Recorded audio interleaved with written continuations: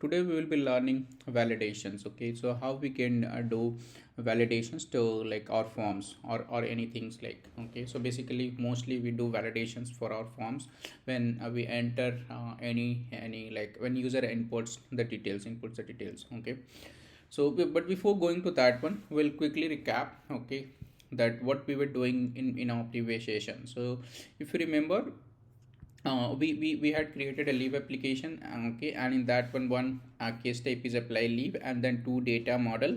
Okay, to take the user input of employee details and leave details. Okay, we'll be proceeding with the same. Okay, and if you remember in last classes I didn't talk about the validations, but if we have a form, okay, if any user is input the data, definitely some validations should be there. Okay, so today we'll be learning some validations. Okay, so before going to hands-on, I'll explain here. So if you see, I have written validations in Pega. So there are like basically like there is two categorization. Okay, one is that client-side validation, and then there is another one is the server-side validation. So this, okay, so this also comes under client-side validations only. Okay, so here I have categorized like kind of a like basically two only, client side and server side. So client side means like we are not going to server or database to validate any data. Okay, so example is that, okay, that your value should be required, that you have to be entered. So if it is required, then there is no need to submit the screen, like, okay, before submit or before hitting to your server or database, this should get validated. Or if you want to validate the char limit. Okay, or another one is like, let's say that you have a age, okay, age property, and you are like asking user to input your age, and that the type of property or attribute is integer. So if you are entering like some in like text, okay, let's say ABC, so then what will happen, system should throw validation that you can only enter integer. Okay, so that kind of validations comes under control level or the field level. Okay, but categorically it will come under client side validation only. The second one is that we can write some rule also inside Pega, okay, logic to validate our data. Okay, so and that we can do using edit validate, and then we have declare expression also. With that also we can do, or through declare constant. So maybe today we will not be learning about declare expression and declare constant, but I'll show you edit validate. Okay, so edit validate, what kind of validations we can do through edit validate is, let's say you have an email address, okay, and then you want to have a email address in a particular format. Okay, that let's say if you're working for any organization, then at the rate your organization name should be mandatory. Okay, so that kind of validations you can do. Okay, or the phone number validation or the zip code format validation. So that kind of validations we usually do through edit validate. Okay, and then finally comes the server side validation. Server side validations where like we submit and then apply a few business logic, and in that case like we can hit the database also. Let's say we want to bring the data from system and then validate with that data. So that kind of we do using observe validate. Okay, and not necessarily that you have to hit on server side, but basically your code will execute, entire code, the submit code will execute, and then it will do the validation at that time. Okay, so what kind of validations we can do here, in especially in our leave application. So let's say we want to validate that employee ID, what we are entering, that should be present in the system. Okay, in the organization system. So let's say if I'm entering my ID, and then on click of it will validate through that source system. Okay, that is the valid ID. So that kind of validations we can do through server side validation. Like we can do few more also, like in this example leave application, other validations we can do through a server side validation, that the date, okay, when we are applying for a leave, okay, end date should not be less than start date. So some those kind of validations we can do. We have another method also in Pega, property validate. Okay, so property validate also we use sometime in activity, but like now Pega is saying try to use less activity, so I'll may not go or cover this property validate. Now how, I mean like where we use this kind of validation. Okay, so the first one we use basically while configuring the control itself in the section. Okay, and the second one client side validations we usually configure like if you're using edit validate, so that we can do in property. Okay, so I'll show you in property advanced tab we have an options to give edit validate. Okay, there is another method also to validate, that we call edit input. edit input, like this also comes under validation. Also it will validate that your input should be in particular format. Okay, basically it used for formatting. Also sometimes you can use for validation also. So edit input, like whatever we are entering, we want to format it. Let's say someone is entering in small, okay, and but system like validate that value. Let's say client name, okay. So we always the end system, we want to send to end system in a caps, okay. So we can have that edit input, and this will convert that, like whatever will enter, okay, in the lowercase or uppercase, it will convert to the uppercase. In that kind of a scenario we use, but basically it's edit formatting, not edit not kind of a validations. Okay, but that is also one options is there. Okay, so I'll explain that while explaining that it validated property. Okay, and then validate, always a validate rule we use especially in the like flow action. So in flow actions we have an options, like we have a tab, separate tab called validations, and in validations we can give the validate rule. Okay, so let's go ahead and do some hands-on and see in the Pega. So now I already explained that what we are doing in from last 2-3 class. So I'm following the same form. Okay, so now if I go to UI, so you can see that I have this form. Okay, so there is no validation. Okay, so in this one, like you can see, if I just click on continue, it will move forward. So see, I came to leave details. But if you're working in any real-time projects, okay, or any real-time applications, definitely you should not escape, you have to fill these details. Okay, so what we will do, okay, we'll try to configure, we'll see few of the validations. Okay, so let's go ahead and see the first one. Okay, so now like first one will configure at a control level. Okay, so how we can open this section? Okay, so the best way to open the section is, like, we'll go to live UI. So in that way we will learn how to use live UI as well, and then just click here, and then here we have an option. So if you see this magnifying glass, this icon, just and it has been rated like open in Dev Studio. So we'll just click here. So now we'll just move it to Dev Studio. So see, it's opening, that rule is opening.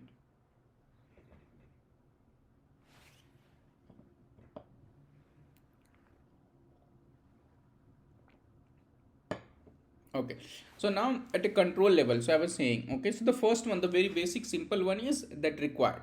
Okay, so what we will do for the first name, I'll make that as a required. Okay, so to do that, it's just very simple, just go and select that required always. So property panel is opening, so just wait for that.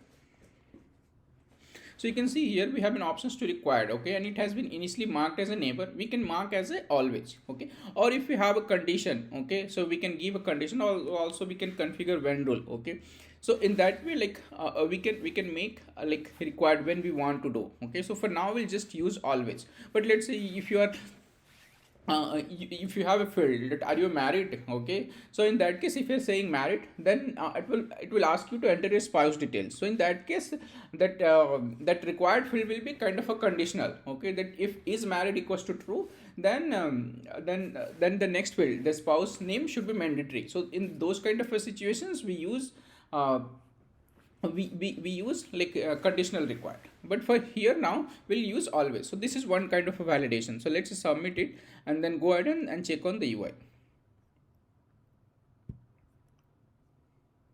Now let's come back to the portal, okay, and disable this one live UI and just click next. Okay, and then go back. Okay, so that the screen will get refreshed. Now you can see that we got asterisk, red asterisk. Okay, so that means it is mandatory. Now if I click, then it won't allow. See here it is saying, okay, please correct flag fields before submitting the form. If I say okay, then it will highlight that where we have to give the value. So the system is saying value cannot be blank. So this is purely out of the box, it's not configured. But if I just say my name and then move, I can move on. So this is one very basic validation. Okay, and then the second one I was talking about, the char limit. Okay, so if you go to presentation tab, you can specify the minimum and maximum char also. Okay, so let's say if you are saying, okay, that name should not be, first name should not be more than 10 character, so I can specify that one. Okay, and minimum is, I can say 5. Okay, so let's see. So I just selected it. Okay, the minimum character, the first name should be 5 digit and the maximum should be 10 digit. So let's see how this will work.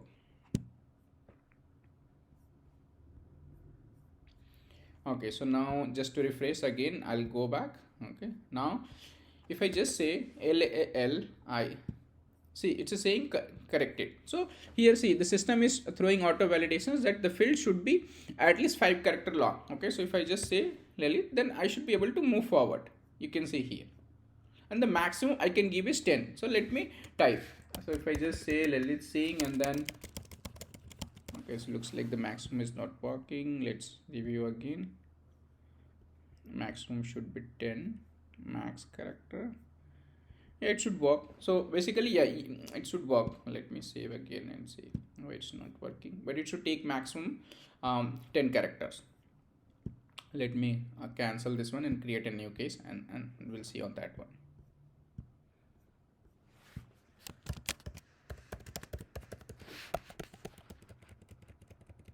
There's some issue, it's not working, but yeah, like you got it, at least the minimum part is working. So if I'm selecting with LAL, okay, then it's not allowing me to move forward. So if you see now what we covered, if I just go on my word file, we covered here the required char limit and data type validation. So this also will cover. So what I'll do quickly, I'll add a property to this section age, okay, and then I'll create that attribute, okay, as a integer. Okay, so I'll quickly, what I'll do, I'll add another attribute here. I'll say text input, and then I'll say age. From here also we can create an attribute or property.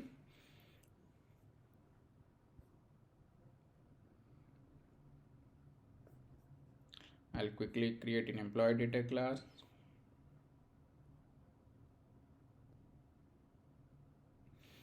And then I'll select, instead of text, now what I'll do, I'll select integer.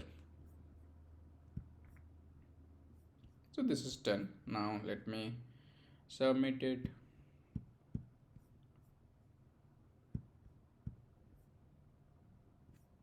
Okay, so now it's done. Okay, so if I'll just navigate it to the next and come back, we should see that the new field called age. So let me go back. Okay, so you can see here the age came. Now if I give ABC, okay,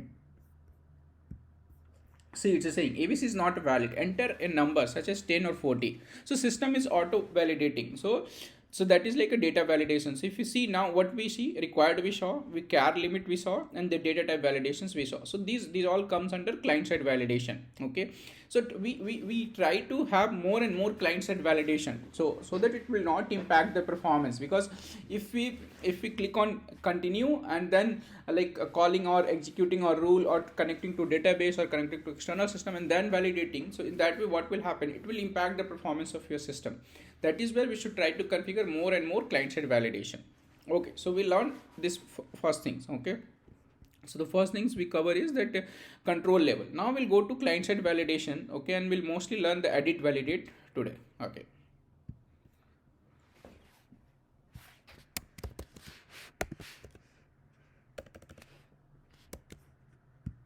okay, so you can see here I just enter value ABC and then it's saying it's not a valid value. Okay, so if I'll not enter, fine. Okay, because it's not mandatory. Okay, so I can go ahead and mark this also as a mandatory, then I'll not be able to move forward. But if I'm entering any value, that should be valid. Okay, because definitely ABC is not a valid value. Okay, so let's go ahead and see how this is getting validated. Okay, so what I'll do, I'll open the property panel for email and open the property. So I was talking about this advanced tab. So if you go here, we have an option to validate, and this is the out of the box edit validate rule. Okay, and Pega has written the rule, okay, that this is how your email address will get validated. So it's saying the value is basically the value which we're entering on the UI, that will get validated as an internet mail address. Okay, I think this is the Java functions from the JavaX mail class. So it will Pega will validate through the Java code, and it will return either it's a valid value or not, and then throw the message. If you have any particular requirement, either you can create your new one or you can save as and edit it, and then you can have it here. So but like we should not always do this. So it will all depends on your business requirement, and what kind of attribute you are validating using property validate. Because what happens sometime, that let's say you are using a field that can be used in many sections or the many UI, okay, and each places the validation is little different, okay. In that case we cannot use at a property level. In that case we can use a different method, maybe obj validate. Because let's say that email validation for one UI, okay, let's say you have a two UI, okay, and you are using the same property, and in one place you are using in a different way, that the validation for the email is different, and another place it's a different. So in that case you cannot use validate edit validate, because it's a property level, okay. So we have to care few things also while using edit validate, because it will be at a property level. So it will apply automatically in all places wherever you refer this property. So this is how we do. If I just remove it and enter ABC, it will take. So let's see that I just removed it. Now if I say continue, I just need to refresh the screen. So I'll just enter 21, and for now I'll let me close and create a new case, and then we'll see.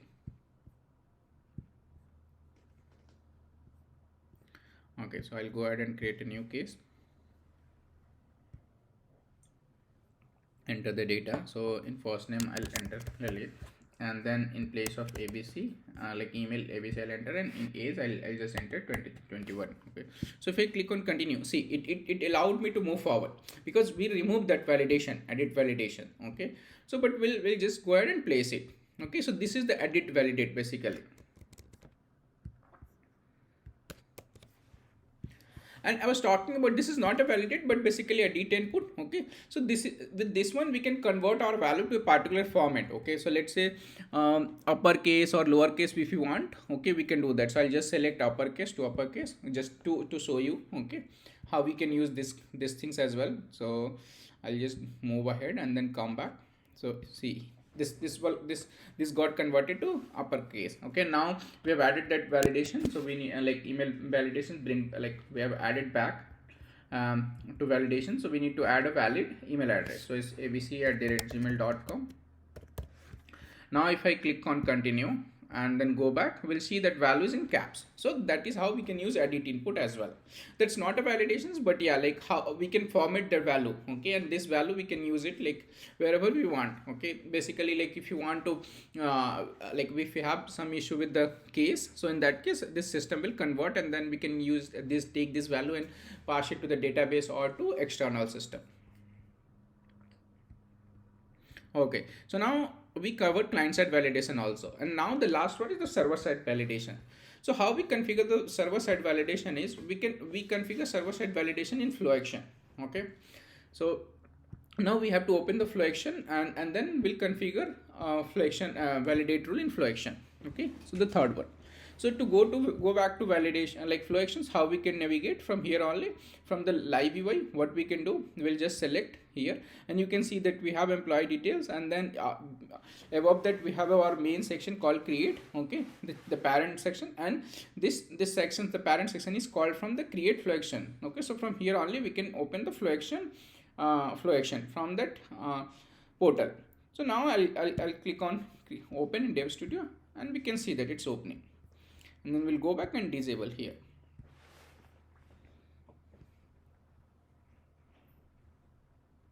So now I was explaining that we have a tab called validations, okay. So here we can configure a validate rule, okay. So now we can write validate employee details.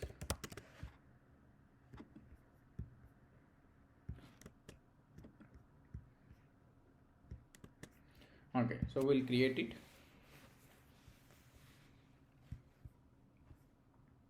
Okay, but now if you remember, our most of the properties are there inside that employee details, okay. So if I have to do validation, so then each time I need to write employee details dot first name, okay, dot last name, something like that. So each time I have to write, okay.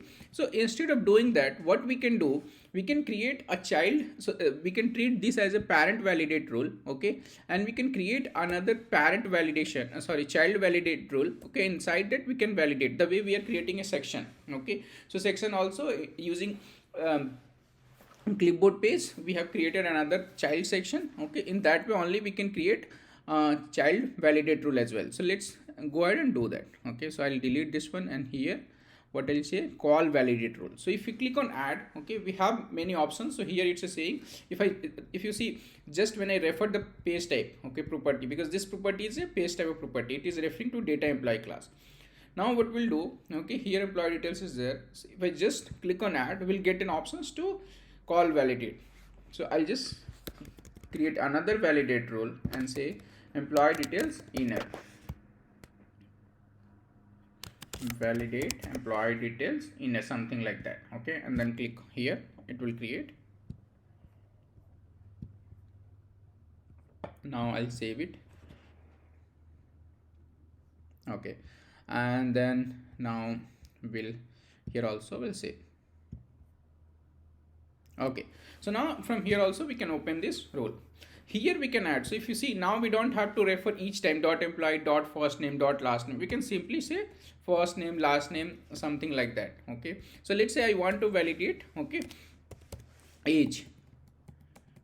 Okay, so let's say some requirement is there, okay, that if the employee age is greater than 30, okay, then only will allow for the leave, something like that. Okay, or else throw a message. So how we can do it? Okay, so here we can say compared to value. So there are like many things is there. Here also we can call edit validate. So there are like n number of options, so you need to go slowly, but first I'll just use compare first number versus second number. So if I say age less than 30, okay, then throw this message. Okay, so we can say we can write a message that age should be greater than 30, something like that. And you can create a message rule as well. Okay, so we'll also do it. So let's create a message rule. So we can say age is greater than, it should be greater than 30,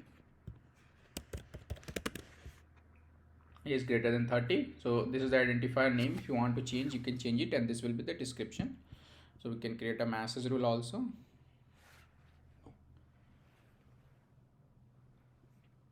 Now it is asking what kind of error message, so we can just select error, and then we can give this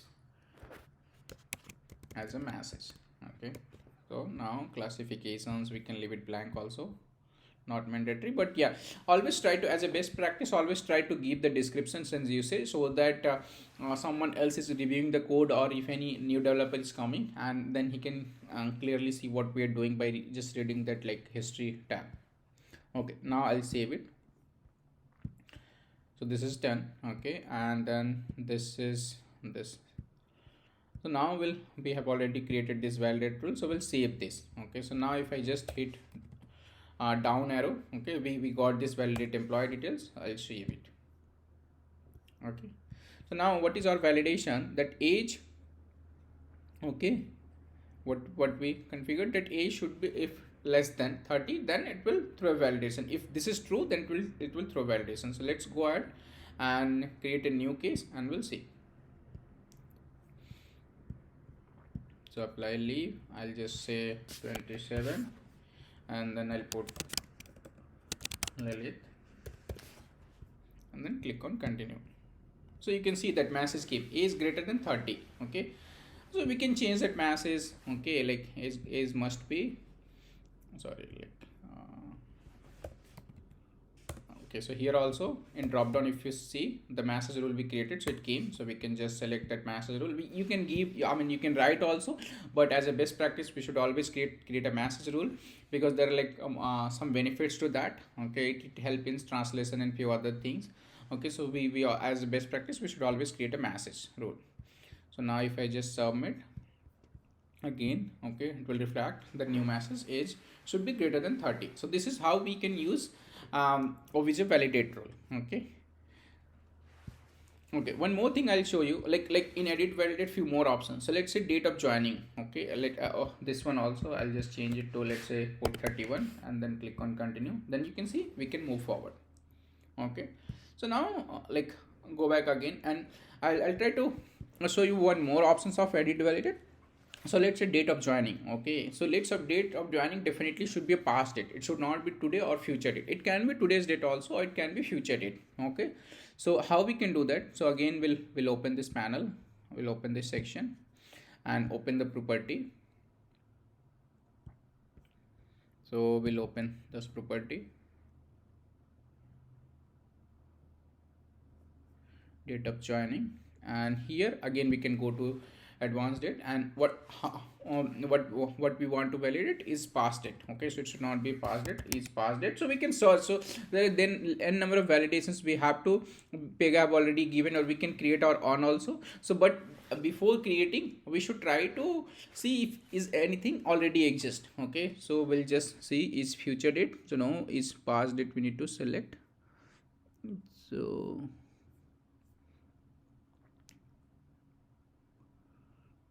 we have a number of options. So let me see is future date. We need to see past date, something like that. Okay, so let's see if you're not able to find it. So how we can find it? Where we'll find this edit validate? Okay, so that will be under data. So we'll go to records under data, and then we have an options of like edit validate. So we'll click here, and then it will open all instances, and then here we can search with past.